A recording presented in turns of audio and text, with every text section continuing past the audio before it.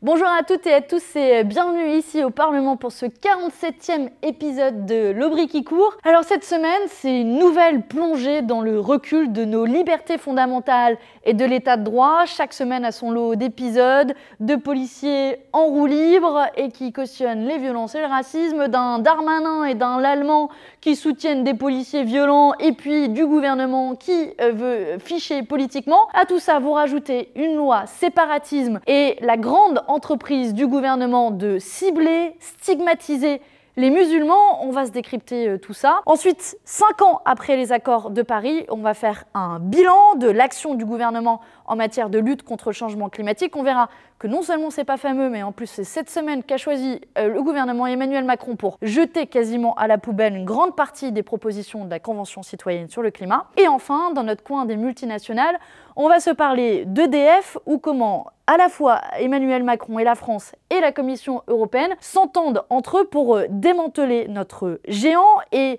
privatiser les profits. Tout ça au détriment à la fois de l'emploi et de la transition écologique. On vous raconte tout ça. En attendant, c'est parti, générique.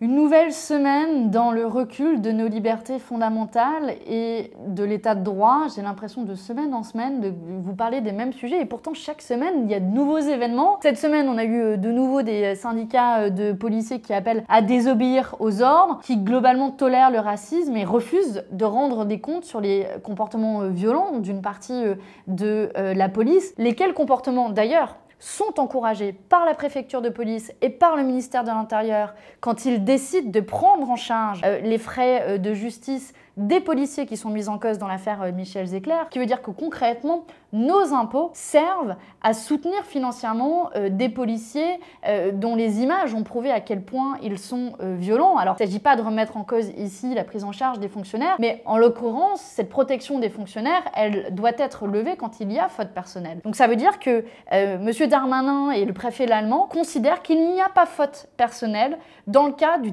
tabassage, du passage à tabac qui s'est déroulé de la part de ces 4 policiers vis-à-vis de Michel Zecler. Et puis on a eu aussi cette semaine une publication d'une suite de décrets en catimini, vous en avez probablement pas entendu parler, pour élargir la possibilité de fichage d'opinion, qu'elle soit politique ou religieuse d'ailleurs, et globalement d'informations personnelles sur un champ et pour des motifs très larges, ce qui aggrave encore à la fois la société de surveillance généralisée que le gouvernement nous propose et le recul de nos libertés. Pour couronner le tout de cette semaine, c'est mercredi que le gouvernement a présenté son projet de loi séparatisme, qui a en réalité changé de nom. D'ailleurs, il a changé plusieurs fois de nom, ce qui est sûrement symptomatique des objectifs pas très clairs du gouvernement avec ce projet de loi. Il s'appelait à un moment renforcement de la laïcité. Maintenant, il s'appelle projet de loi confortant les principes républicains. On va voir qu'on n'a pas forcément la même définition des principes républicains que le gouvernement. Toujours est-il que l'objectif principal de ce projet de loi pour le gouvernement, c'est clairement de stigmatiser les musulmans et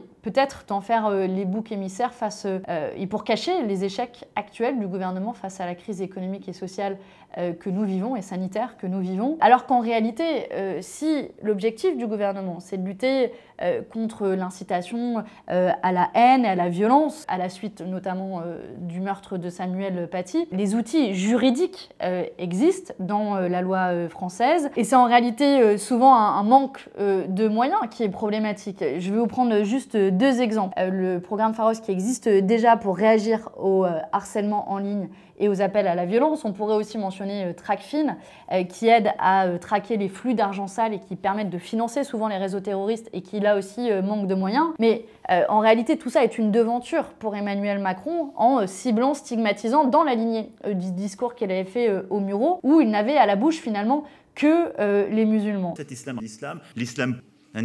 Et donc le but de cette loi, c'est de créer des cadres assez vagues qui permettent à la police, à la justice et surtout au pouvoir exécutif de stigmatiser les musulmans avec des mots qui sont un peu fourre-tout, des principes assez vagues comme les principes et valeurs de la République, pour ouvrir la possibilité de poursuites judiciaires, d'intimidation, voire même de fermeture d'associations, de responsabilité collective d'une association qui peut être engagée par rapport aux actes d'un seul de ses membres, par exemple. Et puis, la loi va aussi jusqu'à proposer des espèces de codes de bonne conduite pour les associations, qui est quelque part s'immiscer dans la liberté d'association et en tout cas qui peut être interprétée comme une remise en cause à la fois de la liberté d'association et de la liberté de culte qui est pourtant protégée avec la séparation aussi de l'Église et de l'État et la fameuse loi de 1905. D'ailleurs, Emmanuel Macron n'a pas attendu l'adoption de cette loi pour donner le ton directement déjà dans la pratique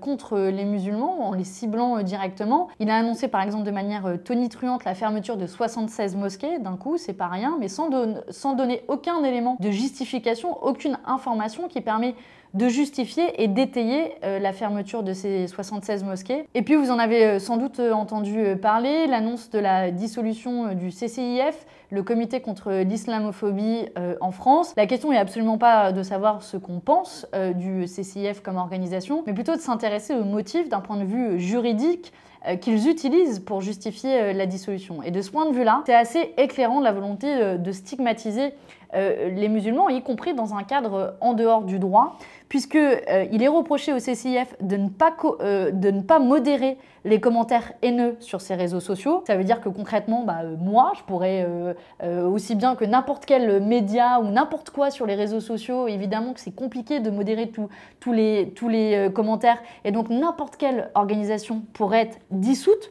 sur cette base en France. Et puis aussi, on reproche au CCIF de critiquer l'état d'urgence permanent qui permet de cibler les musulmans. Là aussi, des organisations, notamment de défense des droits de l'homme, ont pu tenir ce discours et pour autant ne sont pas remises en cause sur cette base. Bon, la réalité, c'est que au-delà du CCIF, l'enjeu pour le gouvernement, c'est de se doter de ces outils juridiques, de les traduire dans le droit et d'avoir finalement le droit de vie ou de mort sur des associations qui existent en France et qui ont normalement la liberté d'association, la liberté d'expression, et le droit existe déjà pour notamment poursuivre en justice celles et ceux qui font de l'incitation à la haine. Donc il n'y a pas besoin d'un arsenal juridique supplémentaire. Du coup, ce que fait Emmanuel Macron et le gouvernement, c'est en réalité créer un délit d'opinion qui sera inscrit noir sur blanc dans le droit avec la loi séparatisme ou peu importe son nom.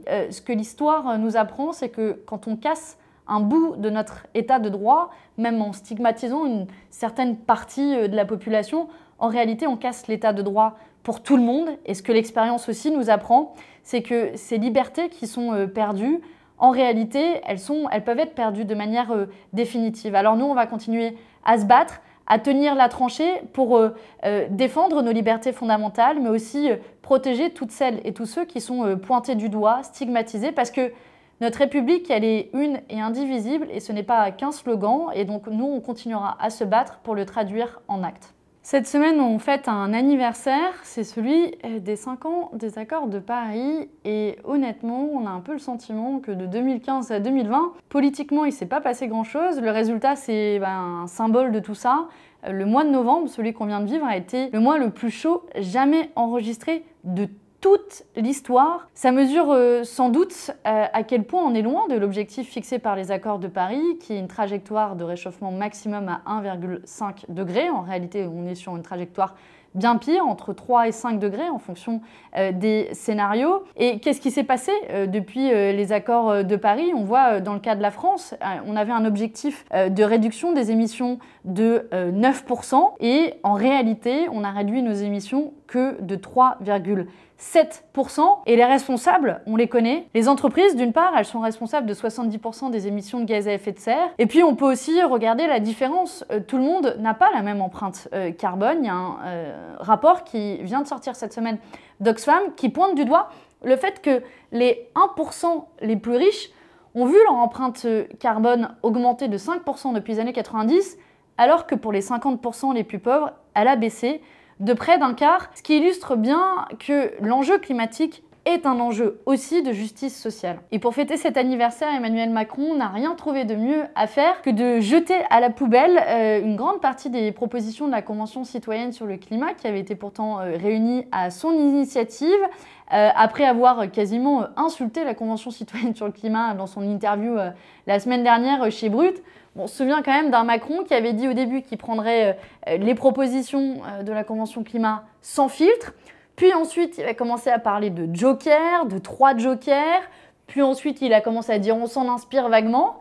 Puis il a fini par dire la semaine dernière que oui, bon, vous nous saoulez un petit peu avec la Convention citoyenne sur le climat, c'est pas non plus la Bible ou le Coran. Bon, super. En gros, il ne faut pas croire de manière religieuse. Pourtant, ces propositions, elles ont été élaborées par des citoyens à la suite d'un processus inédit et intéressant d'ailleurs d'un point de vue démocratique. Et le résultat, c'est que Macron, il va arriver à plus de jokers que de mesures reprises parmi les propositions qui ont été faites. Je vais vous en citer que quelques-unes parmi celles qu'il abandonne, mais en réalité, la liste serait longue. Il abandonne l'interdiction pour les voitures très polluantes, pas de moratoire non plus sur les nouveaux aéroports, la majorité des vols intérieurs sont maintenus, il préserve les niches fiscales du transport routier, maintien de l'accord de libre-échange du CETA, il n'y a rien pour le ferroviaire, recul aussi sur l'interdiction de la publicité, la rénovation globale des logements. Bref, la liste est longue, les ONG l'ont faite et franchement, c'est absolument pas glorieux pour le gouvernement. Et puis, je pense que ça pose aussi un problème de confiance démocratique dans une procédure qu'il a mis lui-même en place en s'engageant initialement à reprendre ce qui sera issu de cette procédure et finalement en la méprisant largement vis-à-vis de ces citoyens qui se sont impliqués et qui ont quelque part été menés en bateau par Emmanuel Macron. Et d'ailleurs, Cyril Dion, qui est le garant de la Convention citoyenne sur le climat, il a lui-même parlé d'un rapport de force complètement inégal, puisque dans les consultations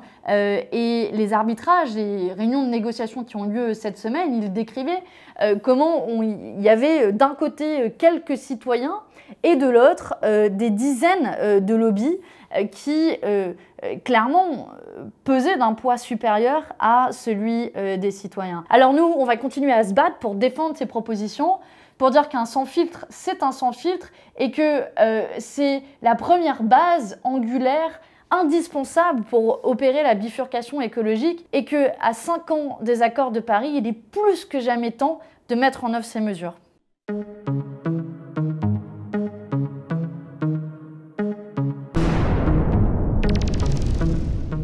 Pour notre coin des multinationales de la semaine, on fait un zoom sur EDF que tout le monde connaît et qui est en train d'être démantelé par la Commission européenne, aidé par un certain zèle d'Emmanuel Macron. Ce projet, c'est le projet qu'on appelle Hercule. Vous en avez peut-être entendu parler dans les médias. Les syndicats sont vent debout, nous ont alertés. L'objectif de ce projet, il est assez simple. C'est de séparer en gros 2 branches d'EDF avec d'un côté la branche nucléaire avec le transport d'électricité et la production hydraulique, et de l'autre d'avoir notamment les activités et la branche d'énergie renouvelable et la distribution d'énergie. Et l'objectif, en fait, derrière le couvert de défense de sacro-sainte concurrence, vous savez, la concurrence libre et non faussée qui est inscrite un peu comme un totem au sommet de l'Union européenne, en fait, c'est d'avoir d'un côté la branche nucléaire pour laquelle l'État assume des coûts qui sont exorbitants pour investir dans cette filière. Et de l'autre, on privatise un secteur qui est en essor, qui est le secteur des énergies renouvelables, qui peut permettre de dégager des bénéfices et qui incarne quand même l'avenir, j'espère, des énergies dans le futur. Et c'est le coup classique de on socialise les pertes et on privatise les profits. C'est un cas d'école, de privatisation et du capitalisme à la française, organisé de manière conjointe entre l'Union européenne et la France. Alors c'est évidemment inquiétant du point de vue de l'emploi et les syndicats ont raison de se mobiliser, d'ailleurs on est à leur côté cette semaine, mais c'est aussi une absurdité d'un point de vue des services publics puisque ici on vend un bien commun qui est l'énergie au secteur privé alors que Tout ne devrait pas se retrouver sur le marché. D'ailleurs, il y a des États européens qui avaient réussi à protéger leurs barrages hydrauliques grâce à la notion de service public. Et puis, c'est aussi une absurdité, je crois, face aux défis environnementaux et écologiques face à nous, mais aussi un défi social.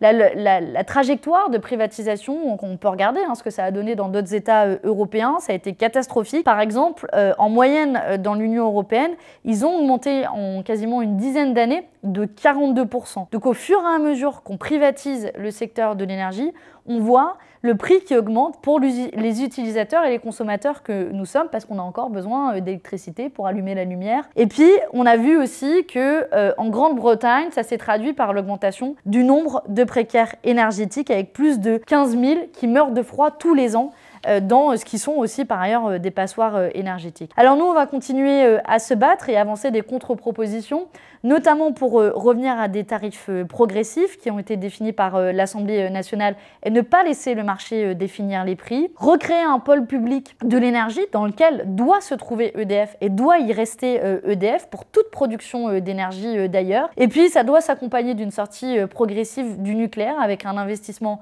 dans les énergies renouvelables qui doivent être l'énergie de l'avenir et en aucun cas qu'on doit céder au privé. C'est la fin de ce 47e épisode de Le Brick qui court. Merci à vous toutes et vous tous de l'avoir suivi. N'hésitez pas, si ça vous a plu, à le partager autour de vous, à nous mettre des petits pouces bleus, des commentaires et puis à vous abonner à la chaîne YouTube si ce n'est pas encore fait pour recevoir les notifications des vidéos à chaque fois qu'elles sont publiées chaque semaine. Et puis moi je vous retrouve la semaine prochaine après une nouvelle semaine de mobilisation contre la loi sécurité globale. Nous, la semaine prochaine, on sera en session plénière, c'est la dernière de l'année. On va notamment se parler Brexit et puis on essaiera dans cette dernière AQC de l'année de faire un petit peu un pas de côté pour faire le bilan de cette année, essayer de se tourner vers 2021, parce que je crois qu'on aura tous besoin. Et puis en attendant, prenez soin de vous et puis on espère qu'on pourra tous fêter Noël en famille. Allez, à très vite. Et on se quitte de nouveau en musique. Cette semaine, on a choisi un artiste, un rappeur, Medine, qui avait dû annuler son concert au Bataclan, notamment sous la pression de l'extrême droite qu'il pointait du doigt pour le seul fait d'être musulman. Et donc, comme le gouvernement a l'air de bien vouloir cibler les musulmans en ce moment, voici sa réponse. Je pense qu'elle a le mérite d'être claire. Allez, à la semaine prochaine. Surveillance orwellienne et la censure est en chemise hawaïenne. Tu veux qu'on reste poli dans nos mallettres, tu lis de travers comme Apolline de Malherbe. Y'a que du racisme systémique, derrière leur on ne peut plus rien dire. Restez dans l'entre-soi médiatique, en vrai c'est vous les vrais communautaristes. Nous on voulait juste vivre de nos plumes, les avoir dans la main mais pas dans le cul. Maintenant même ma main me cache ce qu'elle écrit, sûrement par peur de subir l'autocensure. Je veux parler de police, de plaquage ventral, que pour 4 marques il n'y ait pas qu'un mourad. Au lieu de compter les noirs dans ton festival, je veux qu'on nomme une rue Ayana Kamura. Ni de la faute à Voltaire, ni de la faute à Rousseau. C'est peut-être la faute à un tel, ou peut-être la faute à un autre. C'est ni de la faute à Voltaire, ni de la faute à Rousseau. Mais c'est jamais pour nos frères qu'on sépare l'œuvre de l'homme.